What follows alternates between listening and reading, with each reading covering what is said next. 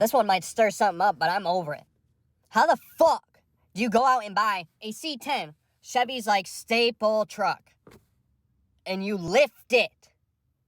Everyone has a lifted C10 on some damn big-ass wheels.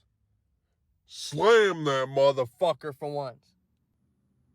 I swear, man, like I just see so many lifted C10s. Or just stock ones. Leveled out. Some nicer wheels. Come on! Can we not slam these bitches, put a supercharger on that hoe, and make it whine? Or do we just want to lift it and not put any wood in the back of the truck? I'm sick of it.